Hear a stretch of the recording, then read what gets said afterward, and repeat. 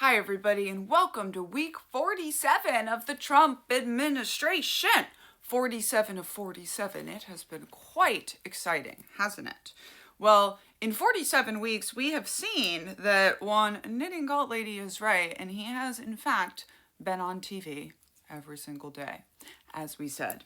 His march toward Latin American dictatorship, though, is not going that great because he is being stopped in just about everything.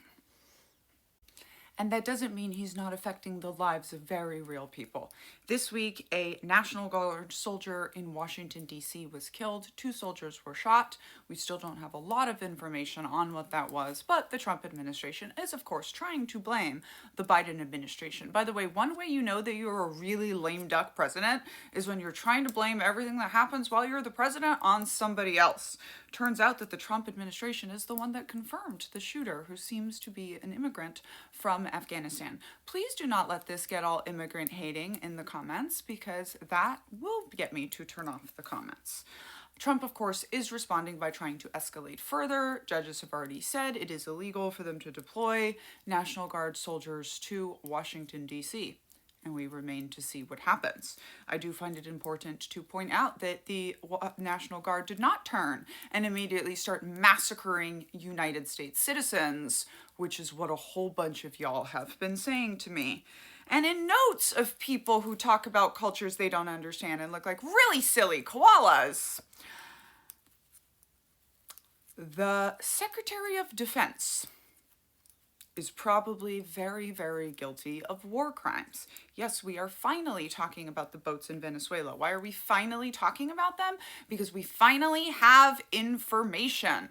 This whole time we have no idea who was doing it. I told you all that it wasn't soldiers, though. Yes, I did, because soldiers are in the army, and the army doesn't tend to do operations at sea. And if you didn't know that, you probably just needed to be harassing your representatives for more information.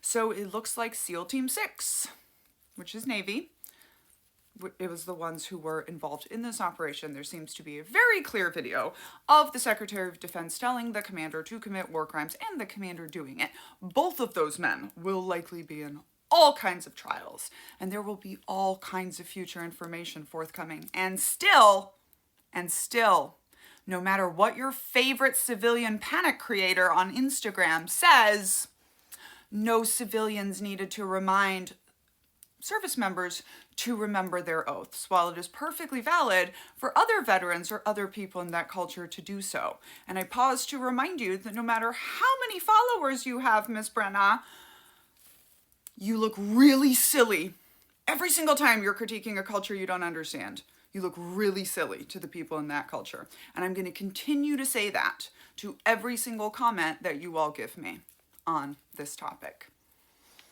I will remind you that I've said one thing about the United States military, which is that they're very unlikely to turn their weapons on civilians. In fact, they're not going to turn their weapons on Americans. And should they, we will have a whole different conversation. Oh, but they're worried about pajamas in airports. The Secretary of Transportation said Americans dress too sloppy in airports. And America, how did we respond?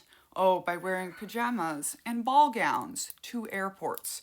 Because Americans' personality is fuck you, make me. Now here's the difference, right? Germans had passed a law that said, you have to wear a blazer in the airport. Germans would have been like, okay, I guess we're wearing blazers in the airport now. Let's go get a government fund to get everybody their blazers.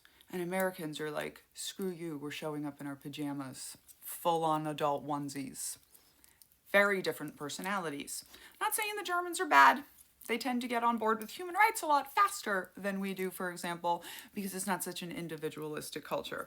And yet, here we are, and that's important to keep in mind when we see how the Americans are reacting to the attempted fascist takeover and whether or not we think it will be successful. And as always, don't forget our 500 million guns.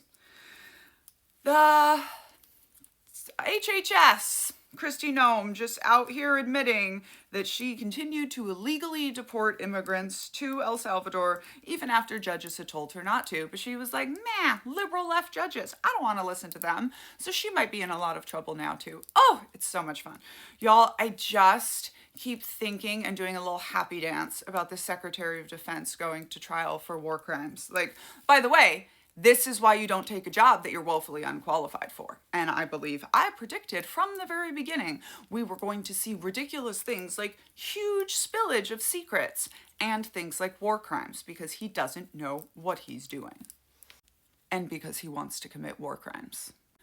He also seems to be attempting to cover up a huge sexual assault scandal from a major who was stationed where? Fort Hood, of course.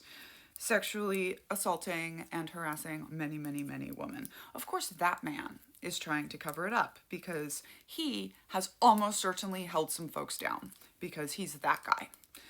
And finally, we saw a picture of President Trump and President Biden on the same day. And y'all, it's so funny that they brought up age so much. It's just so funny. Anyway, Trump's a super old man and he looks like he is super actively dying. So we can all continue to hope for the big, beautiful burial any day now. I am Daniella, scholar of cults, extreme groups, and extremely bad leadership. I've written 2 books about cults and the U.S. Army, for that matter. Uncultured, my story about growing up in the Children of God religious cult, going into the cult of the U.S. Army.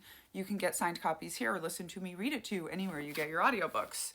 Culting of America is coming soon. We just got the Cults Always Promise space travel poster that comes with one of the bundles. And look what I have here, friends. The workbook. Am I going to start deconstructing Swiftianity today?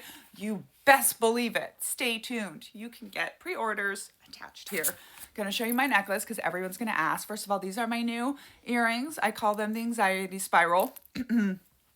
And someone mentioned to me that they loved the necklace that I made covered in pins. And I was like, well, that wasn't me, but it's going to be me now. So here she is, folks. Well, she's not really staying in the right place, but there you go. What do we think? Oh, and the knitting is still on for March 8th, Angry Knitting in Washington, D.C. We are meeting every week. We are making plans, and we will have much more information available. But, you can go ahead and buy your tickets. Stay tuned.